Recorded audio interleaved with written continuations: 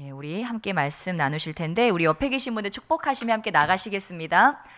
하나님께서 당신과 같은 자를 찾으십니다. 하나님께서 당신과 같은 자를 찾으십니다. 아멘. 예, 우리 주님께서 우리에게 지금 복에 대해서 지금 설교를 해주셨습니다. 예, 주님께서 가시니까 가는 곳에 사람들이 막 그 주님의 말씀을 듣기 위해서 그 무리가 지금 그 산으로 막 다 올라가는 것입니다. 그리고 주님의 입에서 도대체 어떤 말씀이 나올까? 우리가 기다리던 저 메시아가 오셨는데 저 메시아가 우리에게 도대체 어떤 말씀을 해주실까? 그것을 기다리고 있습니다. 예, 어떻게 보면 이 사람들은 너무 갈급하고 주님께 무언가가 필요해서 갔겠죠. 자신의 삶이 만족스럽고 여기서 이보다 더 좋을 수 없다. 뭐 그런 사람은 아마 없었을 것입니다. 뭔가 지금 내 삶보다 더 낫게 살 수 있는 무언가가 있을 것이고 나의 삶에 어떠한 구원이 분명히 있을 것인데 그게 뭘까? 저 예수님한테는 그게 있지 않을까?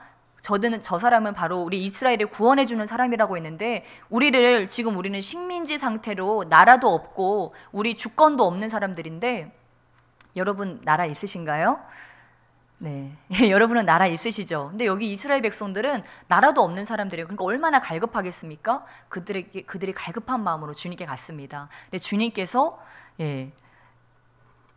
그 말씀하시는 것에 그것이 얼마나 사람들이 그것을 기다렸는지 여기 이렇게 기록되어 있습니다. 5장 2절에 보면 입을 열어 가르쳐 이르시되 사람들이 예수님 입만 보고 있었던 거예요. 사람들이 우리 예수님 입에서 도대체 어떤 말씀이 나올까? 오늘 나에게 어떠한 생명의 말씀을 해주실까? 그거를 기다리면서 그들이 예수님께 갔다고 하는 것입니다. 근데 예수님이 첫 번에 입을 열어서 하신 말씀이 무엇입니까? 우리 함께 5장 3절 함께 읽겠습니다. 시작. 심령이 가난한 자는 복이 있나니 천국이 그들의 것이미요. 아멘. 예, 오늘 이렇게 목사님하고 있는데 제가 평소에 이렇게 말씀을 이렇게 미리미리 받습니다. 하나님, 저희 다음 설교 때는 어떤 말씀을 전할까요? 하고 이렇게 말씀을 받는데 사실 오늘 나눌 메시지를 제가 한 일주일 전? 굉장히 오래전에 받았어요. 오래전에 받고 계속 묵상하고 있었는데 저랑 지내본 분들은 잘 아시죠? 제가 잘 잊어버려요. 그래서 제가 정말 하루살이처럼 하루하루 살아요. 너무 해야 될 게 많고 머릿속이 복잡하다 보니까 맨날 하루하루 그냥 그 순간순간 살아요. 그 이상을 생각하면 이게 용량이 초과돼 버리더라고요. 그래서 저는 정말 하루하루 순간순간 이렇게 살아가는데 그러다가 갑자기 제 생각에 오늘 나 말씀인데 무슨 말씀 전해야 되지? 갑자기 이 생각이 드는 거예요. 제가 이 말씀 언제부터 준비하고 있었다고요? 한 일주일 전부터 이 말씀 묵상하고 있었는데 이 겸손에 대해서 계속 묵상하고 있었거든요. 다음에 하나님께서 겸손에 대해서 말씀하시는구나. 그것을 나눠야지 하고 묵상하고 있었는데 잊어버리고 있었던 거예요. 근데 목사님이 갑자기 저한테 오늘 그 말씀을 하시는 거예요. 전도사님, 저 남자 화장실에다가 저기 말씀 왜 붙여 놓으셨냐고 저한테 물어보시는 거예요. 혹시 남자 화장실에 어떤 말씀 붙여 있는지 아세요? 가을 청년? 거기 맞아요. 심령이 가난한 자는 복이 있나니 천국이 저희 것이미요. 그렇게 말씀이 적혀 있습니다. 제가 그 말씀을 거기다 이렇게 꾸며놨는데 저한테 목사님 그 말씀 물어보시는 거 왜 거기다가 그 말씀 붙여놨냐고. 그래서 저는 지금 저한테 따지시는 건가?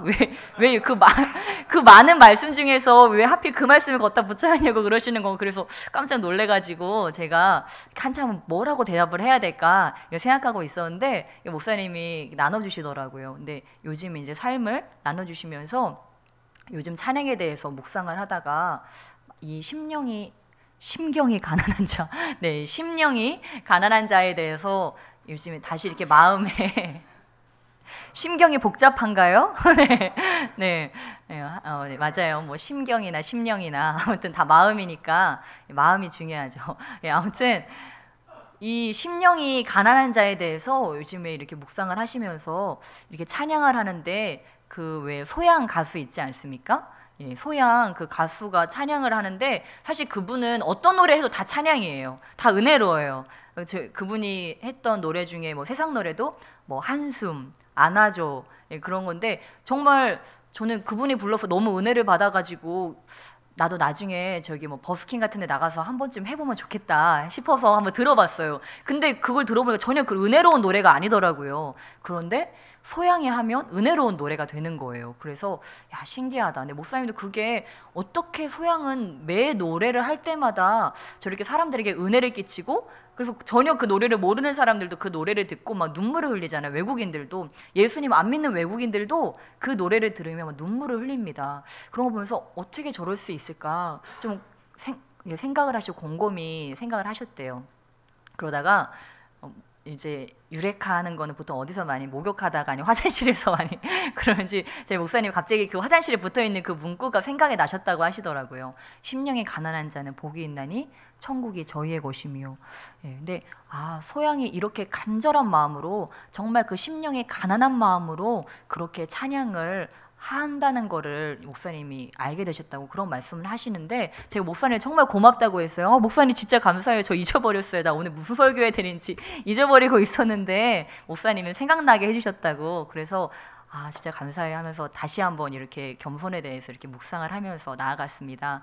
예, 여러분 옆에 계시면 다시 한번 인사할까요? 당신은 세상에서 가장 겸손한 분인 줄 믿습니다.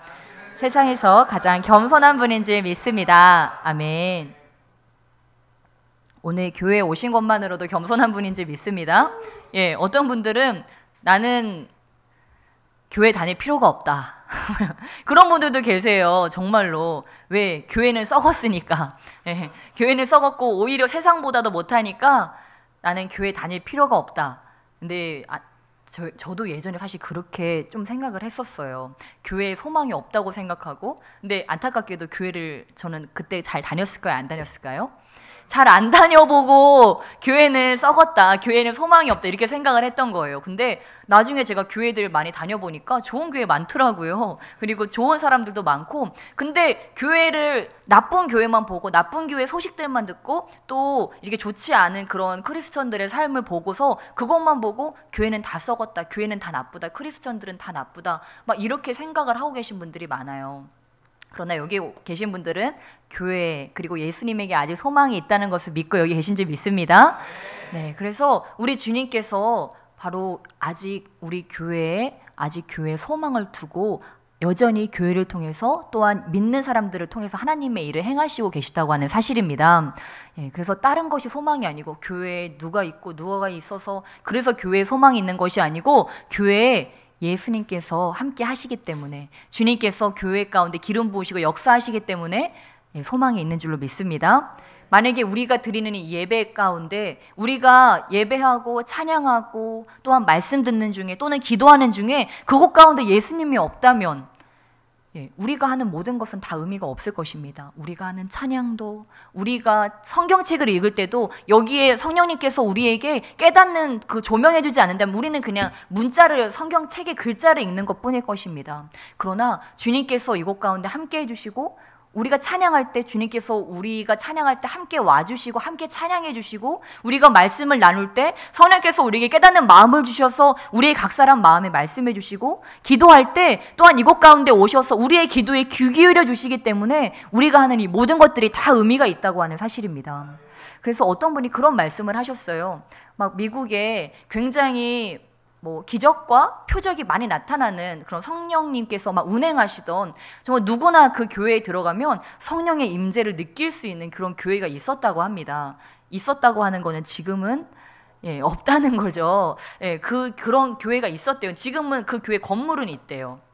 근데 예전에 그렇게 성령님과 정말 친밀하고 정말 주님을 모셔드리는 그러한 성령의 은사가 충만하시고 성령님과 친밀한 그런 목사님이 그곳에 심우하고 계셨다고 합니다. 그때는 막 병든 자가 일어나게 되고 귀신이 쫓겨나가고 막 예수님 믿는 사람들이 날마다 더하여지고 그곳에 사람들이 막 줄을 서서 그 교회에 들어갔대요. 그 교회에서 어떻게 하면 하나님 말씀을 듣고 은혜를 받고 구원받기 위해서 막 그 교회에 인산인해를 이루었다고 합니다. 그렇게 사람들이 막 은혜를 받는 교회였는데 이제 거기서는 이제 은혜를 받고 그러면 이제 그런 교회들이 있죠. 왜 성령님께서 막 임하시고 하면 깃발을 흔드는 그런 교회도 있어요.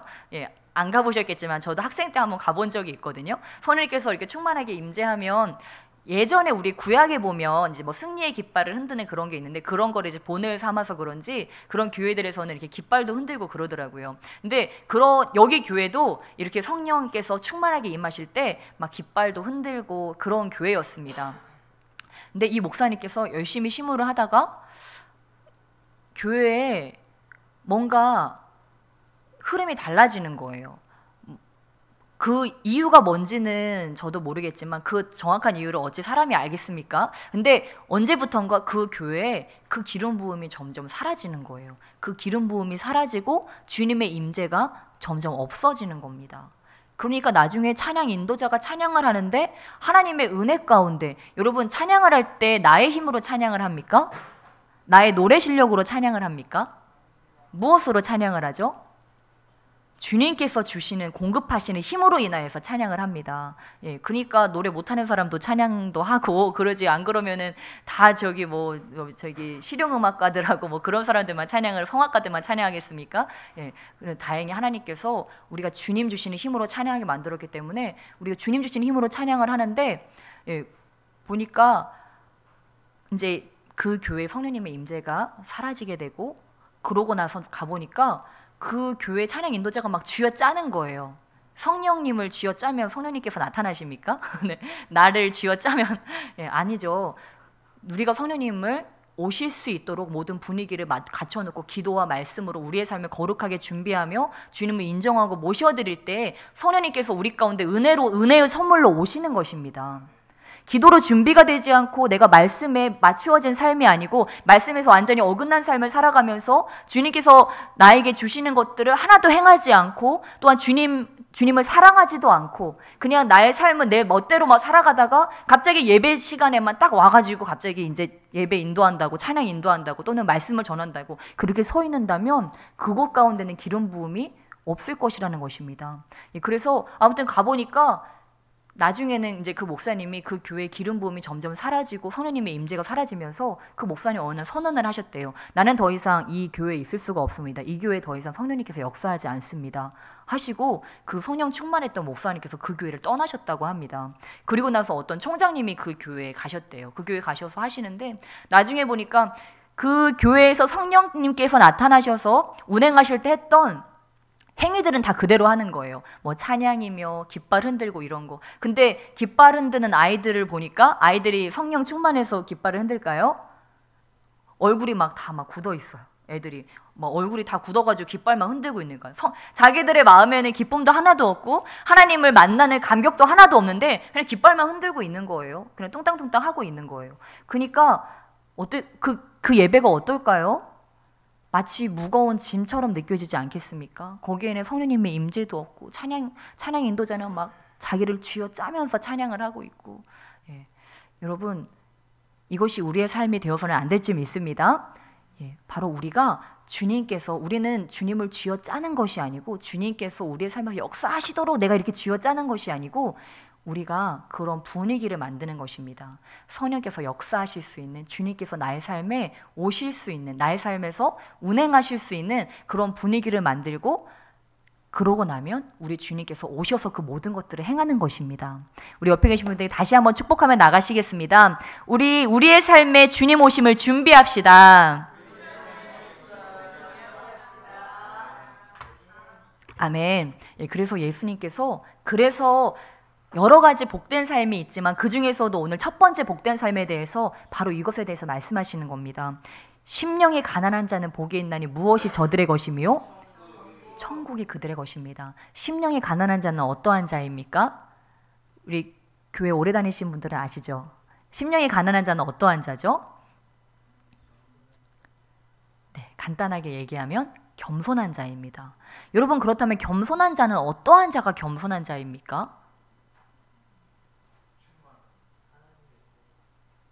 하나님의 은혜를 입은 자, 충만한 자, 네, 그러한 자가 네, 맞습니다. 일단 첫 번째는 우리가 사람 사이에서, 우리는 보통 겸손하면 뭐 굽신굽신하는 사람들이 겸손하다고 하죠. 그냥 우리 봤을 때 뭐 인사도 막 많이 하고 인사도 철저하게 하고, 예, 또 예의가 바르고 이런 사람을 일단은 겸손하다고. 왜냐면 우리 눈에 보여지는 게 그거밖에 없잖아요, 그렇죠? 교만한 사람은 사실 인사도 못해요. 왜냐면 목이 꼿꼿하기 때문에 구부릴 수가 없어요. 허리도 구부릴 수가 없어요. 꼿꼿하기 때문에. 근데 물론 이것도 중요해요. 우리가 예의를 차리는 것도 중요하지만 가장 중요한 것은 하나님 앞에서의 겸손이라고 하는 것입니다. 이 겸손이라고 하는 것, 그러니까 주님이 마음이 겸손한 자에게 천국을 주신다고 하셨습니다. 마음이 겸손한 자, 심령이 가난한 자, 그런 자는 천국을 그들의 마음에 주신다고 하셨습니다. 마음에 뭐가 가득히 있어요. 오늘 뭐 먹지? 오늘 뭐 만들어 먹지? 오늘 누구랑 만나서 뭘 먹어야지 잘 먹었다고 칭찬을 받을까? 아니면 오늘 어디 가지? 오늘 어디 가서 재밌게 놀지? 오늘 나의 삶을 어떻게 살아야지 효율적으로 살 수 있지? 어쨌든 우리의 생각에 어떤 무언가가 가득 찰 수 있어요. 그렇죠? 근데 여러분, 만약에 이렇게 먹을 것, 예를 들면 뭐 입을 것, 아니면 나의 삶에 어떠한 세상의 염려와 근심, 이런 것들이 만약에 가득하다고 생각해봐요. 그럼 여러분, 그 나의 마음에 뭐가 가득하면 거기 하나님께서 들어오실 자리가 있을까요? 없다고 하는 것입니다. 그래서 일단 하나님 앞에 겸손하기 위해서는 우리의 마음이 비어 있어야 된다고 하는 사실입니다. 주님 앞에 나의 마음을 비워드릴 수 있어야 된다고 하는 것입니다. 여러분, 비울 준비가 되셨습니까? 천국을 소유하기 원하십니까? 우리는 갑자기 버려야 된다, 뭐 비워야 된다 이러면 그 말이 되게 거북스럽게 다가올 수 있어요. 겸손해야 된다, 뭐 순종해야 된다 이런 말들이 거북스럽게 다가올 수 있어요. 그렇지만 반대로 이렇게 얘기를 하면, 여러분 천국을 소유하기 원하십니까? 이거 너무 기쁘죠, 여러분? 천국 소유하는 건 너무 기쁘죠? 그러기 위해서는 여러분, 우리가 우리의 심령이 가난해져야 된다고 하는 사실입니다. 우리의 마음에 가득 찬 것들, 우리 마음에 그냥 쿡 찌르면 툭 튀어나오는 것들이 있죠. 우리의 생각이 뭔가 가득 차 있어요. 그러니까 해안 사람들 최면 같은 거를 하고 그러면 갑자기 그 사람이 생각지도 못했던 그런 얘기들이 나오고 하잖아요. 무의식 가운데도 우리의 생각에는 아주 많은 것들이 들어있다고 하는 것입니다. 그런데 그래서 우리가 꿈에서 예를 들면 우리의 무의식을 좀 들여다볼 수 있어요. 예를 들면 내가 꿈속에서 어떠한 악한 상황을 만났어요. 어떤 악한 상황, 예를 들면 귀신을 만났어요. 꿈속에서. 근데 꿈속에서 귀신을 만났는데 너무 두려워서 아무것도 하지 못할 수도 있고요. 또는 꿈속에서 귀신을 만났는데 귀신을 대적할 수도 있어요. 다 죽여버리겠다고, 다 잡아버리겠다고 그렇게 귀신을 대적할 수도 있어요. 또는 방관할 수도 있어요. 귀신을 보고 그냥 나 어떡하지? 고민만, 쟤를 때려잡아야 되는데 어떻게 때려잡지? 그냥 그렇게 곰곰이 고민만 하다가 끝날 수도 있어요. 근데 여러분, 이런 것들을 통해서도 지금 나의 무의식에서 내가 어떠한 삶의 태도를 갖고 있는지 알 수가 있다고 하는 것입니다. 아무튼 우리의 생각에는 아주 많은 것들이 자리 잡고 있어요. 근데 주님께서 오늘 그것에 대해서 말씀하고 계십니다. 심령이 가난해져야 된다고 우리에게 말씀하고 계십니다. 그리고 심령이 가난해져야 그곳 가운데 천국이 온다고 합니다. 여러분, 천국은 어떻게 옵니까? 천국은 뭐죠? 천국은 요한계시록에 기록되어 있죠. 천국은 무엇입니까? 바로 주님 자체라고 하는 것입니다. 천국은 물론 여러 가지 영광들로 우리가 그 천국을 묘사하고 하지만 주님께서 바로 우리에게 오시는 것이 천국이라고 하는 것입니다. 천국은 어떠한 특별한 장소가 아닙니다. 천국은 물론 새 예루살렘이라고 요한계시록 21장에 새 예루살렘이 내려온다고 얘기하고 있지만 거기에 해도 필요 없고 달도 필요 없고 거기에는 빛이 비출 필요가 없다. 왜냐하면 거기에 주님의 영광이 가득하기 때문이라고 기록되어져 있습니다. 저는 성경에 이 요한계시록 21장만큼 천국에 대해서 잘 묘사한 것이 없다고 개인적으로 생각을 하고, 제가 천국에 대해서 사모함이 들 때 요한계시록을 묵상하곤 하는데, 여러분, 우리가 천국을 죽어서 가는 곳으로 이렇게 생각하고 하지만, 그러나 여러분, 지금 이 순간도 우리 주님께서 저와 여러분에게 천국을 주시기 원하신다는 것을 믿으시길 축복합니다. 주님께서는 우리가 죽어서 가는 그러한 천국이 아니고 바로 오늘 우리 마음에 천국을 주시기 원합니다. 그러니까 주님께서 뭐라고 말씀하십니까? 우리 다시 한번 5장 3절 한 목소리 크게 읽겠습니다. 시작. 심령이 가난한 자는 복이 있나니 천국이 그들의 것임이요. 아멘. 주님께서는 우리가 이 땅에서 천국을 소유하고 살기를 원하셨습니다. 우리의 마음에 천국이 있기를 원하셨습니다. 그러면 예를 들면 저기 지훈 형제가 있어요. 지훈 형제 마음에 천국이 있어요. 그러면 누군가 지훈 형제를 만났어요. 그럼 그 사람은 어디 간 것 같을까요? 천국 간 것 같겠죠. 여러분, 이것이 바로 하나님 나라의 비밀입니다. 여러분, 우리의 마음에 천국이 임하게 되면 우리는 이동하는 천국이 되는 거예요. 예. 그래서 저희 목사님 아까도 그 말씀 해주셨는데 저희 찬양팀 이름이 뭘까요? 헤븐 글로리 워십. 예, 천국의 영광. 정말 거창한 이름이지 않습니까? 예, 천국의 영광을 운반하는 자들이 되기 위해서 저희가 천국의 영광이라고 이렇게 이름을 지고 다니는데 이것은 결국 우리 찬양팀에 나아갈 비전입니다. 우리 찬양팀이 가는 곳에 천국의 영광이, 우리가 가는 곳마다 천국의 영광이 임하는 것입니다. 그들의 마음에, 그들의 교회에, 또한 그 나라의 민족의 천국이 그들 가운데 임하게 하는 것이 바로 우리 찬양팀을 향한 하나님의 뜻이라고 하는 사실입니다. 그러기 위해서는 먼저 어디에 천국이 임해야 되겠습니까? 바로 우리의 마음입니다. 우리 오른손으로 자신의 가슴에 손을 얹고 축복하며 나가시겠습니다. 이 안에 천국이 있습니다. 이 안에 천국이 임합니다. 아멘. 아멘. 우리 천국에 조금씩 임하고 있는 것 같아요. 네, 우리 옆에 계신 분들 다시 한번 축복해 주실까요? 당신의 얼굴을 보니 천국이 이미 왔습니다. 당신의 얼굴을 보니 천국이 이미 왔습니다. 아멘. 아멘. 예, 여러분, 그러기 위해서 우리가 심령이 가난해지려고 하는 것입니다. 예, 저는 이 설교를 준비하면서 제 심령이 가난하지 않다고 하는 사실을 발견했습니다. 누군가 이제 겸손에 대해서 얘기를 많이 하는데 저는 개인적으로 이제 성 어거스틴을 이렇게 얘기하는 걸 참 좋아하는데 그 어거스틴이라는 분이 굉장히 존경받는 분입니다. 그래서 오죽하면은 이제 카톨릭에서는 사람에게 성자를 붙입니다. 우리 성인이라고 해서 성자를 붙이는데 그래서 제가 이제 일화들을 좋아하는 분이 성 어거스틴 또 성 프란체스코 이제 이런 분들이 계신데 이 성 어거스틴이 그런 말씀을 하셨어요.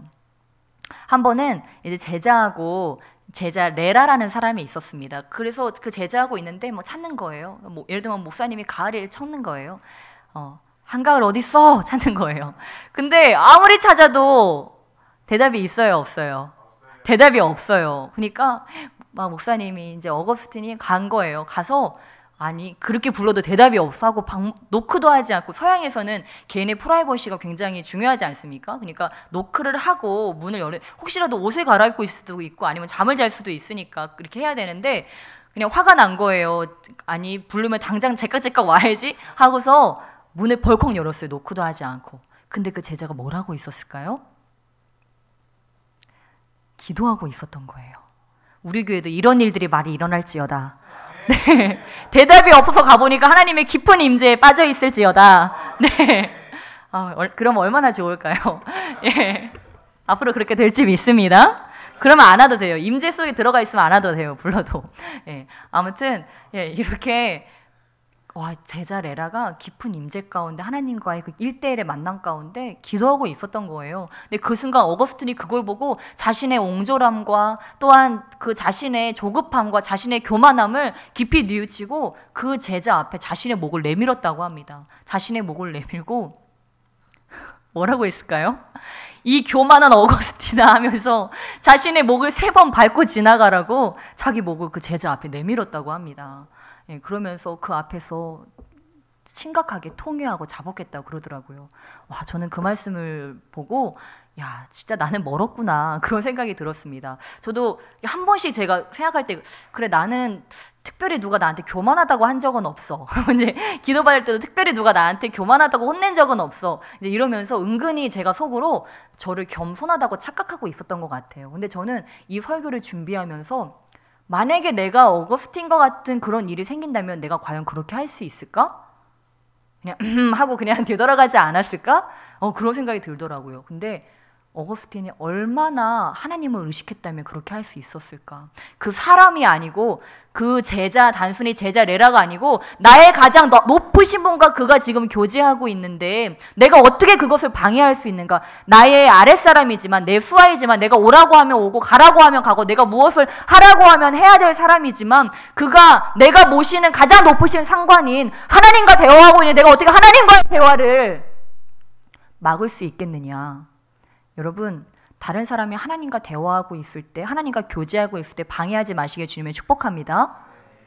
여러분이 그것을 방해한다면 여러분이 하나님보다 높은 사람이라는 거예요. 여러분 하나님보다 높으세요? 그것이 아니라면 방해하지 마시게 주면 축복합니다. 저도 결혼하기 전에는 안 그랬어요. 근데 결혼하고 나니까 그런 유혹이 생기더라니까요. 제가 제 연약함을 오늘 막 저는 항상 얘기하지만 네, 아무튼 결혼하기 전에는 안 그런데 사람이 허물이 없으면 막 그런 마음이 생겨요. 예, 근데 그게 바로 사단이라고 하는 것이면 다른 게 사단이 아니고 그게 사단이라고 하는 거예요. 정말 사랑한다면 어떻게 해야 돼요? 저 사람이 주님과 더 기도할 수 있게 해줘야 돼요. 엉덩이를 발로 차서라도 기도를 하게 해야 돼요. 그쵸 여러분? 사랑한다면 우리 옆에 계신 분들 축복하겠습니다. 사랑한다면 기도하게 하십시오. 사랑한다면 기도하게 하십시오. 아멘. 예, 남자친구 여자친구 사랑한다면 기도실로 쳐넣으세요. 네, 넣고 문을 잠그세요. 나를 사랑한다면 거기서 기도해. 우리의 미래를 위해서 기도해. 근데 정말 여러분 저는 이것이 진짜 사랑이라고 생각합니다. 저희 한 세대 이런 거룩한 문화가 있었어요. 우리 청년들도 기도실을 만들어서 넣어놓을까요?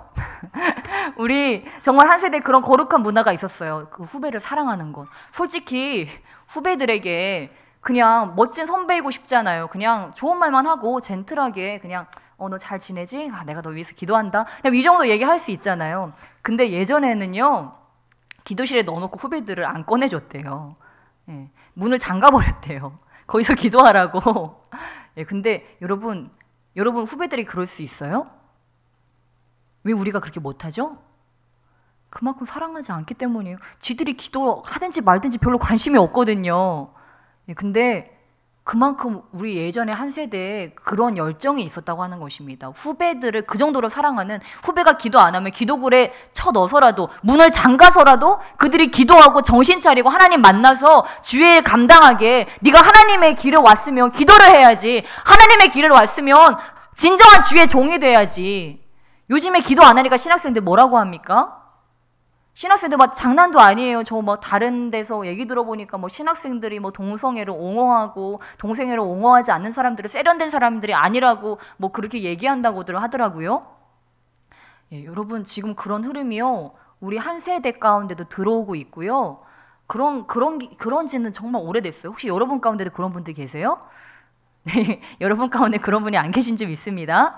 네, 아무튼 여러분 정말 다른 것이 사랑이 아니라고 하는 것입니다. 예, 바로 우리 스스로가 겸손하여지고 또한 다른 사람들이 주님 앞에 겸손하게 나갈 수 있도록 견책하는 것이 사랑이라고 하는 사실입니다. 그래서 저는 목사님하고 결혼하면서 다른 거는 제가 목사님한테 막 나랑 결혼 잘했다고 할 거 없는데 제가 한 가지만은 제가 목사님한테 자신 있게 얘기할 수 있어요. 목사님이 나중에 교만해지면 제가 그것만은 확실하게 쳐드릴 거예요. 그러니까 목사님이 교만해질 거는 걱정하지 마세요. 제가 제일 싫어하는 게 내가 예전에 정말 교만했기 때문에 지금도 교만이 있지만 정말 교만 중에 그런 교만이 없었어요. 모든 사람을 무시하고 모든 사람들을 다 경멸하는 그런 교만이 있었어요. 그러니까 사람들을 지식적으로 또는 겉으로 보이는 모습을 가지고 또는 그 사람들의 마음에 있는 악을 가지고 그 사람들을 무시했어요. 악한 사람을 무시하고 또는 거룩하지 못한 사람들을 무시하는 그런 마음들이 있었어요. 근데 제가 주님께 이 교만을 계속 내어드려요. 이 교만이 있으면 어떻습니까? 여러분 우리 안에 썩어가는 악이 있어요. 그럼 그 악은 어떨까요? 계속 냄새를 풍겨요. 교만은 교만의 냄새를 풍깁니다. 썩은 내를 풍겨요. 그럼 그 썩은 내가 어떻게 할까요? 교만은 꼭 다른 사람을 상처를 주는 그런 것들을 가져옵니다. 교만은 그냥 혼자 가만히 있는 걸로 끝나지 않고 다른 사람을 밟고 서거든요. 다른 사람을 깎아내리든지 다른 사람을 무시하든지 다른 사람의 권위를 실추시키든지 그런 식으로 하면서 다른 사람을 밟고 위에 섭니다. 근데 거기에는 누구도 포함돼요? 하나님도 포함된다고 하는 거예요. 하나님보다 자기가 높고 주변의 사람들보다도 자기가 높고 언제나 자기가 높은 걸 입증하려고 하고 하나님께서 행하시기 전에 늘 자기가 먼저 행하고 이런 것들이 있으니까 그 교만의 썩은 내가 풍기는 거예요. 그러니까 이게 너무 싫으니까 주님 앞에 무릎을 꿇을 때마다 주님께서 저의 모습을 보여주지 않겠습니까? 저의 모습을 보면 너무 추악한 거예요. 내 안에 혈기, 내 안에 교만, 내 안에 탐심, 내 안에 세상을 사랑하는 마음들, 내 안에 내 마음대로 살고 싶어하는 그런 마음들, 그런 것들을 기도할 때마다 주님께서 밝혀 보여주시니까 아버지 저 너무 이 이 죄가 싫습니다. 이 교만이 너무도 싫습니다. 이 추악한 죄가 너무도 싫습니다. 우리 주님께서는 겸손하셨는데, 우리 주님께서는 온유하셨는데, 우리 주님께서는 사랑이 많으셨는데, 이 무자비한 마음, 아버지 이 겸손하지 못한 마음, 이 완악한 마음을 아버지 변화시켜 주세요. 제가 변화되지 않고서 어떻게 하나님의 일을 하겠습니까? 아버지, 저는 제가 변화되지 않고서는 아무런 은사도 받고 싶지 않습니다. 제가 변화되지 않고 이 더러운 그릇에다가 주님께서 무엇을 담아봤자 썩은 내가 풍겨날 뿐이지, 아버지 제가 무엇을 할 수 있겠습니까? 저를 좀 깨트려 주세요. 그 기도만 계속했어요. 저는 비전 놓고도 기도했지만 비전과 저 자신의 모습을 놓고 계속 기도했습니다. 나의 그릇을 다시 만들어 주시라고. 그러니까 하나님께서 제 기도를 들어주셨을까요? 안 들어주셨을까요? 예, 들어주셨습니다. 저희 가정이 풍지박산이 났어요. 저희 가정이 풍비박산이 나면서, 예, 근데 그것은 사실 이미 갑자기 그런 것이 아니고 이미 가지고 있던 가정의 문제들이었던 것 같아요. 근데 그것들이 터졌어요. 마치 고름이 때가 되면은 터져서 그것들이 터져나듯이 가정이 이렇게 큰 일이 생겼어요. 저희 아버지와 저희 어머니가 막 생명에 위독할 정도로 그런 일들이 생겼어요. 근데 그런 일을 겪고 나니까, 힘든 일을 겪고 나니까 제가 엄청나게 교만했다고 하는 사실을 깨달았어요. 왜냐면 저는 제 힘으로 은혜가 있는 줄 알았거든요. 제가 잘나서 신앙심이 좋은 줄 알았어요. 제가 겸손해서 주님을 잘 믿는 줄 알았어요. 그리고 저는 다른 사람들보다 선택받아서 주님을 잘 믿는 줄 알았어요. 근데 삶에 환란이 닥치고 나니까 그 신앙심이 온데간데 없어져 버리는 거예요. 그렇게 기도 잘했는데 하루에 저는 뭐 2시간 이상씩 늘 기도했어요. 뭐 주변에 보니까 기도도 안 하던데 나는 기도하니까 또 얼마나 교만했겠어요. 아유, 저것들은 신학생인데 기도도 안 하고 그런데 나는 매일 2시간씩 기도해. 은근한 그런 교만함, 그리고 난 그 누구보다도 더 많이 기도해. 그런 교만함이 제 안에 있었던 것 같아요. 드러내놓고 막 그러진 않았지만 나는 그 누구보다 거룩해. 난 그 누구보다 신앙이 좋아. 이런 것들이 있었던 것 같아요. 근데 그 일을 겪고 나니까 내 힘으로 신앙생활 했던 게 아니구나. 내 힘으로 기도했던 게 아니구나. 내 힘으로 예수님을 주로 시인했던 것이 아니구나. 그건 단순히 주님의 온전한 은혜였구나. 주님께서 선물로 나한테 주셨던 거구나. 주님께서 나를 불러주셨기 때문에 내가 주님을 주님이라 부를 수 있었고, 주님께서 나에게 먼저 찾아오셨기, 나에게 기도할 마음을 주셨기 때문에 내가 주님께 기도할 수 있었구나. 나는 그 주님의 은혜의 수혜자였는데, 나는 주님의 그 선물을 받은 자였는데, 내가 그것을 마치 내가 한 것 마냥, 내가 잘나서 그 모든 것들을 한 것 마냥 내가 착각하고 살았구나.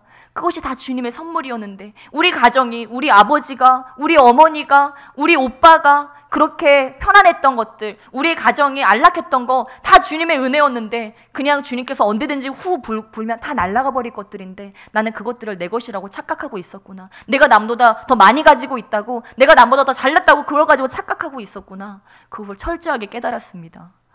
예, 그러면서 이제는 다른 사람들을 보는데 그런 무시하는 눈길로 봐지지가 않더라고요. 다른 사람들, 예전에는 저보다도 신앙심이 못하다고 생각했던, 제가 정죄하던 그런 사람들을 보는데도 그래, 저 사람은 나보다 낫구나. 저 사람은 나보다 이런 점이 낫네. 나는 진짜 괴수야. 막 이런 생각이 드는 거예요. 그렇게 보니까 저 사람은 나보다 이 점이 좋고, 저 사람은 나보다 뭐 관계를 잘 맺고, 이 사람은 나보다 어떠한 재능이 있고, 나보다 다 나은 점이 있는데 저는 늘 제가 그들보다 우월한 것을 가지고 그걸 가지고 은근히 즐기면서 내가 그들보다 높다고 생각을 하고, 그걸 가지고 삶의 자부심으로 가지고 하나님이 주신 선물을 마치 내 것인 것 마냥, 내가 타고난 것 마냥 그렇게 자랑하며 살았다고 하는 사실입니다. 그러니까 좋은 열매가 맺히겠습니까? 좋은 열매가 맺힐 수가 없어요. 예. 그 교만함은 주변에 있는 사람들을 상처 줄 수밖에 없습니다. 예. 그런데 나중에 제가 그런 것들을 깨닫고, 제가 정말 주님 안에서 얼마나 교만한지를 깨닫고 나서야 주님께서 저를 리더로 세우시더라고요. 리더로 세우시고 이렇게 한 사람 한 사람을 붙여주시더라고요. 그러니까 그 주님의 은혜를 받은 자이니까 나중에 이런 것들을 사람들에게 나누게 됐죠. 나누게 되고, 또한 지금도. 근데 제가 한 가지 좀 아쉬운 점이 있다면, 주님께서 저에게 그 교만을 산산조각 내시고 저를 완전히 깨뜨리시고 그 저의 교만과 혈기를 다루신 다음에 제가 어느 순간부턴가는 그 기도를 좀 안 했던 것 같아요. 여러분, 나의 성품을 놓고 기도 안 하면 또 어떻게 될까요? 다시 올라와요, 여러분. 그래서 내가 교만하다고 알 수 있는 것은 내가 은근히 자기를 겸손하다고 생각하는 것이 바로 교만이라고 하는 것을 저는 이번에 다시 한번 깨달았습니다. 근데 제 안에 그 생각이 있다는 걸 깨달았어요. 은근히 나는 좀 겸손해. 나 다른 사람들보다 겸손해. 이 생각이 있다는 것을 깨달았습니다. 저는 근데 이것이 교만인 줄 몰랐어요. 그냥 이 정도면 괜찮은 거 아니야? 근데 아니구나. 이것마저도 우리 주님께서 어떻게 주님 앞에서 우리가 나 스스로를 겸손하다고 얘기할 수가 있겠습니까? 이것마저도 내가 주님 앞에 더 낮아져야 되는구나. 그래서 사람들이 그렇게 얘기합니다. 하나님께서 우리를 높이실 때 우리는 2배, 4배 더 낮아져야 된다고 얘기를 합니다. 예를 들어서 우리 교회에서 있어요. 우리 교회에서 목사님하고 제가 있어요. 목사님하고 제가 있는데 하나님께서 리더로 우리를 세우셨어요. 리더로 세웠는데 우리가 막 권세를 부리고 사람들에게 막 우리의 임의대로 행하고 우리의 마음대로 행하고, 여러분 내가 목사임네, 내가 전도사임네 한다고 한번 생각해 보세요. 생각만 해도 구역질 나지 않으세요? 누군가 어떠한 자리를 맡았어요. 근데 리더로 세우는 건 주님께서 무엇으로 세우는 것입니까? 섬기는 자로 세우는 것입니다. 어떤 직분을 준다고 하는 건 섬기는 자로 세우는 거예요. 제가 예전에 있던 교회에 정말 어떤 한 장로님이 계셨어요. 근데 제가 알고 있는 어떠한 분이 그런 말씀을 하시더라고요. 자기는 자기가 다니는 교회에 앞으로 절대로 장로님을 안 세울 거래요. 그래서 왜 그런가 들어봤더니 그 장로님들이 얼마나 목사님들을 공격하고 얼마나 교회에 많은 악들을 행하는지 그거를 봐서, 정말 지금도 사실 거의 목사파, 장로파 해가지고 막 교회들이 많이 싸우지 않습니까? 지금 뭐 우리가 이름만 대면 알만한 교회에 대해서 그런 일들이 많이 일어나는데, 아무튼 그래서 나는 절대로 장로를 세우지 않겠다 막 그러는 거예요. 근데 제가 있던 교회에서는 장로님이 완전 왕이었어요. 왕. 장로님이 이렇게 오잖아요. 오면은 다 고개를 숙여요. 다 고개를 숙이고 마치 회장님 오시는 것처럼. 전도사고 뭐가 없어요.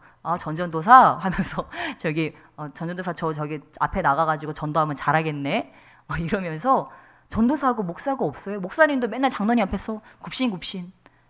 왜냐면 그 장로님한테 잘못 보이면 교회에서 쫓겨나거든요. 그 장로님하고 그 교회 권사님하고 실권이에요. 교회 실세. 그러니까 돈과 그 모든 성도들의 마음을 그들이 사로잡고 있어요. 그러니까 목사고 전도사고 어떤 성도고 그냥 그 장로님하고 그 권사님 눈 밖에 나면 그냥 몇 번 그들이 입으로 몇 번 이렇게 몇 번 해주면 그냥 그들은 거기에 그냥 다시는 발을 못 붙이는 아주 흉악한 인간들이 되는 거예요. 그래서 그 전에 목사님이 그렇게 쫓겨났고 그 나중에도 지금 그렇게 오시는 분들이 몇 분이 그렇게 됐어요. 근데 제가 그런 교회에 있어 봤어요. 그런 교회에 있으면서 이 어떠한 직분을 내가 섬기는 자로서 그 직분에 있는 것이 아니고 그 직분을 내가 남용하고 그 직분을 이용해서 오히려 하나님의 영광을 위해 쓰는 것이 아니고 자신의 영광을 위해서 자신에게 영광을 돌리는데 그것을 쓸 때 얼마나 추악한 공동체가 되는지에 대해서 그것을 정말 확실하게 깨달았습니다. 그리고서도 제 마음에 그런 소망이 나도 나중에 장로 절대 세우지 말아야지. 이런 소망이 막 생기는 거예요. 근데 하나님이 세우라고 하면 또 세워야 되잖아요. 그래서 저는 겸손할 때까지 주님께서 안수집사까지는 세우겠죠. 안수집사를 아주 겸손하게, 장로가 돼도 교만하지 않을 정도로 겸손해지면 그때는 내가 장로를 세워야겠다. 왜? 사람이요 완전 사단이 돼버려요. 제가 볼 때는 사람이 아니에요. 장로뿐이겠습니까? 전도사, 목사도 마찬가지예요. 어떤 직분에 자기가 섬기라고 그 자리에 세워놨는데 그 자리에서 교만해지면 그거는 사단밖에 아무것도 아니에요. 그런 자는 주님께서 무엇이라고 말씀하십니까? 우리 함께 마태복음 5장 13절 말씀 함께 읽겠습니다. 마태복음 5장 13절 한 목소리로 읽겠습니다. 시작. 너희는 세상의 소금이니 소금이 만일 그 맛을 잃으면 무엇으로 짜게 하리요? 후에는 아무 쓸데없어 다만 밖에 버려져 사람에게 밟힐 뿐이니라. 아멘. 우리가 이 주님께서 말씀하신 이러한 겸손과 온유와 주님께서 말씀하신 이런 아름다운 성품들, 그 그릇들을 잃어버리게 되면 어떻게 된다고요? 밖에 버려져서 밟힌다고 하는 사실입니다. 우리는 스스로 높이고 스스로 교만하고 사람들 앞에서 임의대로 행하고 내 영광을 취하면 내가 잘 될 거라고 생각을 해요. 사단도 그 착각에 빠졌죠. 내가 하나님의 영광을 가로채고 내가 사람들을 의미로 다스리고 그것을 내 자랑으로 삼고 내가 사람들 위에 다스리고 이러면 자기가 높아진다고 생각을 했어요. 예, 그런데 어떻게 됐습니까? 그는 지옥 끝까지 내려갔어요. 이것이 바로 하나님 나라의 법칙입니다, 여러분. 하나님 나라의 법칙은 그 어느 것보다도 그 그릇이 중요한데 주님께서 우리의 무엇을 보시죠? 우리의 마음을 보십니다. 우리의 마음을 보시는데 거기서 가장 귀중한 것, 여러분 예수님께서 만났던 사람들 중에 예수님이 칭찬한 사람들 보세요. 그들은 하나같이 공통점이 하나가 있어요. 그게 무엇입니까? 겸손하고 주님 믿었다고 하는 사실입니다. 여러분 이 겸손은 단순히 겸손 하나로 끝나지 않습니다. 교만하면요 믿을 수가 없어요. 여러분 예를 들면 제가 예전에 이렇게 미술을 전공하진 않았지만 저는 디자인을 전공을 하려고 했었어요. 누가 저한테 바람을 확 넣었거든요. 미술 선생님이 갑자기 저한테 야 너는 지금 저기 의상 디자인과 가도 손색이 없겠다. 의상 디자인과 바로 가. 저한테 그러시는 거예요. 그 순간 공부도 안 그래도 하기 싫은데 바람이 훅 들어간 거예요. 그래서 아 그래 공부하지 말고 난 이제 의상 디자인 쪽으로 가야 되겠다. 아무튼 그래서 괜히 막 더 열심히 그리고 막 이랬던 적이 있는데 아무튼 저는 그림을 배운 적은 없지만 그림을 그리는 걸 좀 좋아해요. 그림 좋아했었어요. 예, 근데 그래서 뭐를 꾸미고 하는데 제가 뭐를 꾸미고 할 때 약간 완벽주의 기질이 있어요. 그러니까 막 뭘 할 때 되게 열심히 해야 돼요. 그러니까 제가 이거를 누구한테 맡기기를 원할까요? 누가 해놓으면 뭔가 마음에 안 드는 거예요.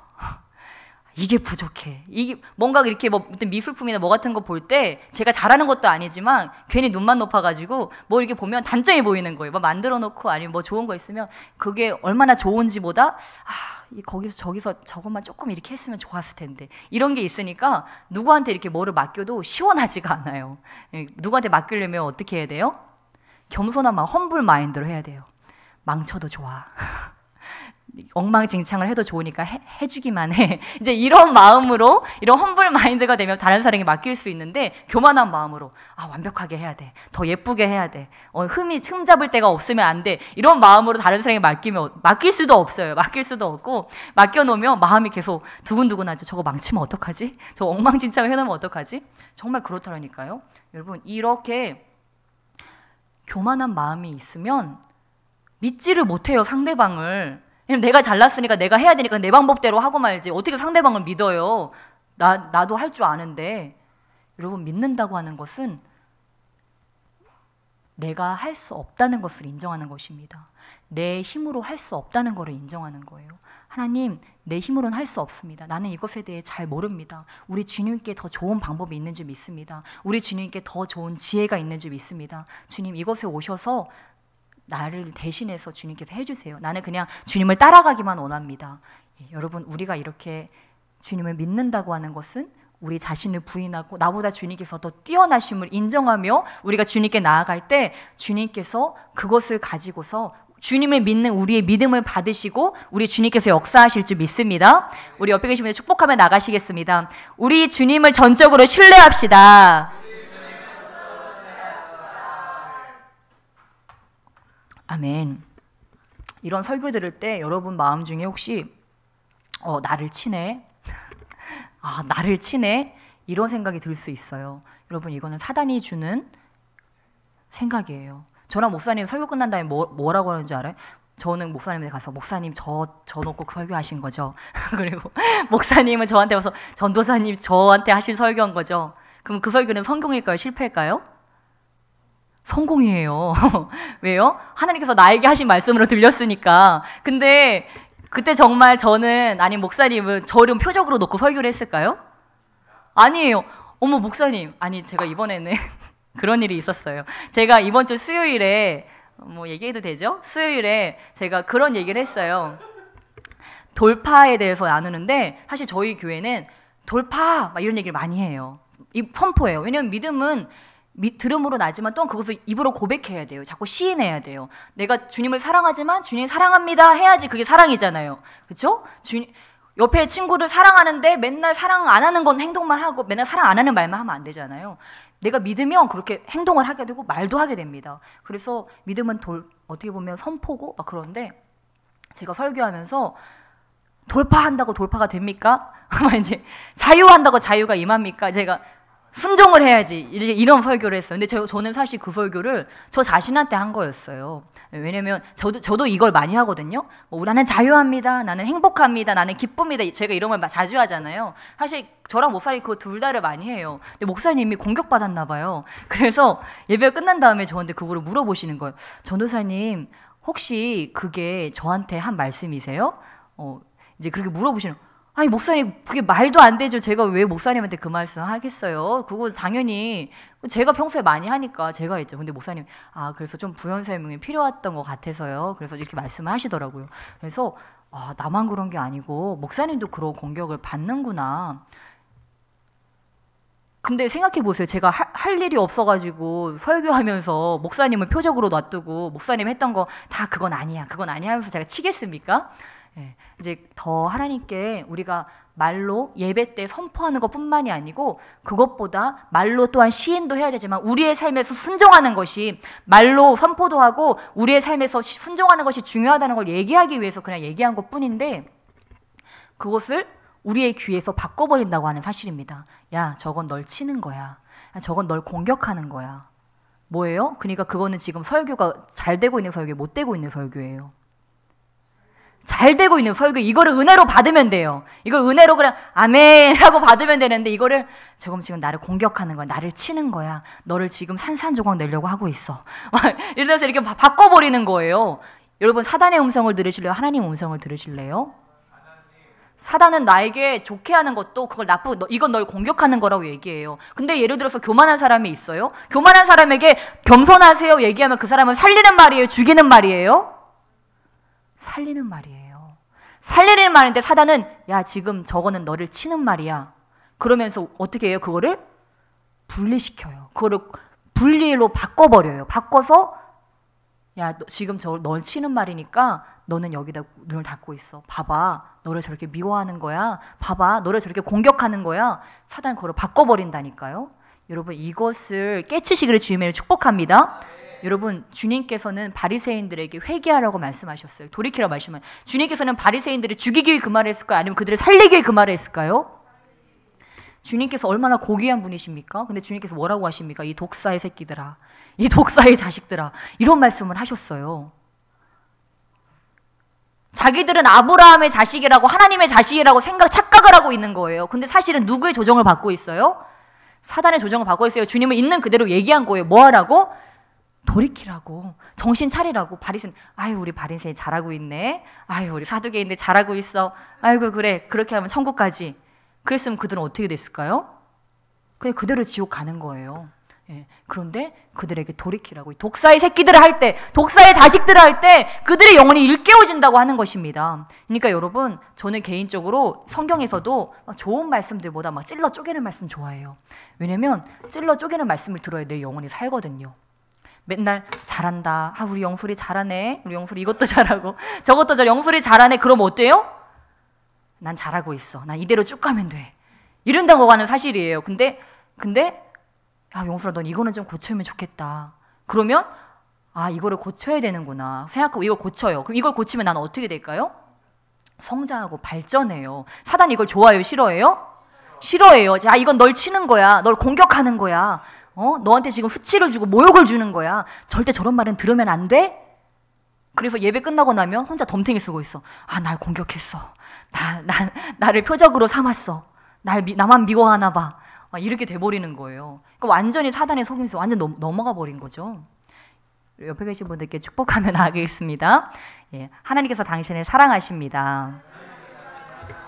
아멘. 예, 하나님께서는 우리를 사랑하시고 우리에게 가장 좋은 것들을 주기 원하십니다. 주님께서 왜 우리에게 겸손에 대해서 말씀하실까요? 우리를 높이기 원하시기 때문입니다. 여러분 그거 아세요? 주님께서는 우리를 막 찌부러뜨리기 원하시는 게 아니세요. 우리를 막 발로 밟기를 원하시는 게 아니세요. 우리 주님의 소원은 우리가 주님과 같이 높아지기를 사실 원하세요. 여러분 그걸 믿으세요? 주님께서는 사실 그러기 원하세요. 저도 누군가를 위해서 기도해 줄 때만 느끼는 건 주님께서 그 한 사람 한 사람을 정말 사랑하시고 그들을 정말 높은 곳에 올리기 원하신다고 하는 거예요. 그들을 정말 존귀한 자리로 올리기를 원하세요.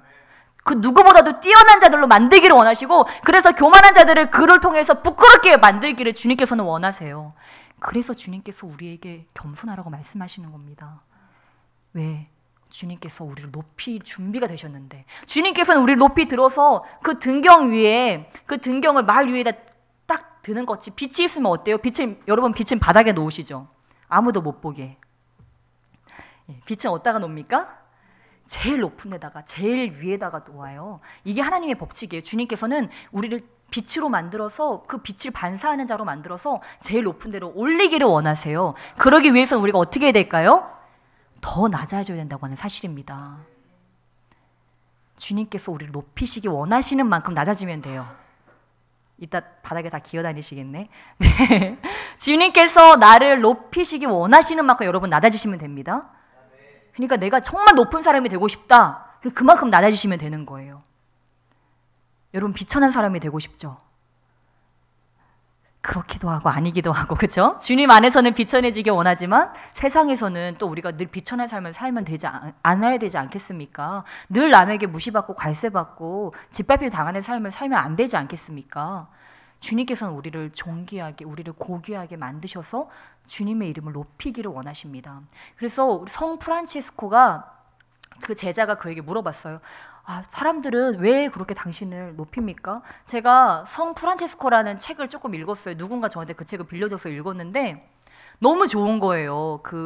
그의 겸손함, 그분의 그 주님을 사랑하는 그 순수한 마음, 막 자연 만물에서 하나님을 느끼는 그런 마음이 너무 좋은데, 제가 그 책을 2주 정도가 아는 교수님한테 빌렸는데 그 책을 많이 못 읽었어요. 몇십 페이지밖에 못 읽었어요. 제가 막 사역하고 그러느라고 그 책을 그분과 약속할 시간이 있어서 또 이렇게 돌려드렸는데, 근데 그 책을 아무리 찾아도 못 찾겠는 거예요. 서점에 가도 못 찾겠고, 학교를 가도 못 찾겠고, 제가 읽었던 그 책이 너무 좋은데, 그 성 프란치스코라는 책이 너무 좋은데, 그게 절판이 돼가지고, 이런 데서는 못 찾겠는 거예요.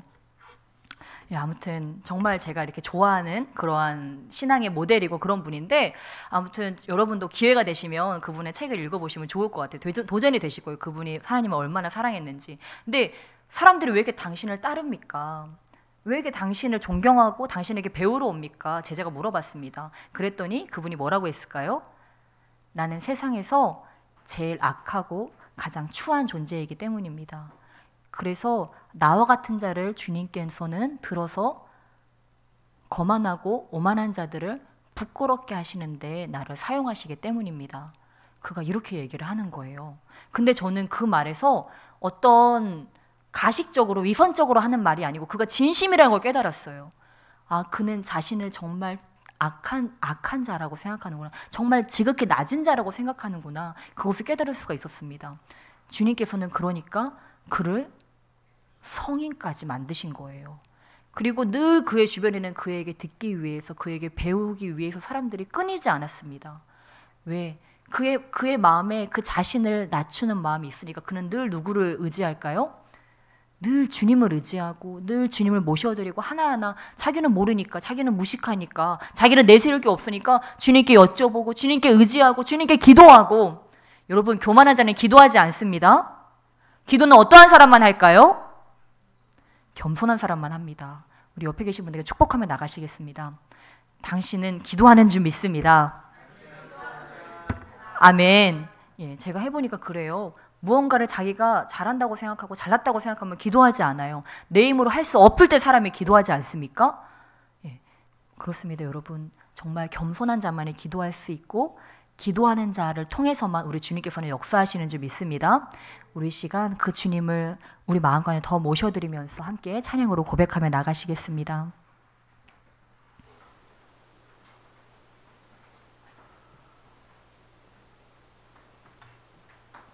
나 주님이 더욱 필요해. 우리 함께 고백하시면서, 아버지, 다른 것이 필요한 것이 아니고, 주님, 나에게 스펙이 필요한 것이 아니고, 나에게 어떠한 주님 백이 필요한 것이 아니고, 나에게 어떠한 재능이 필요한 것이 아니고, 나의 삶에 어떠한 성공이 필요한 것이 아니고, 아버지, 바로 주님이 필요합니다. 세상의 그 어떤 명예와 그 어떠한 영광보다도 아버지, 나는 주님이 필요합니다.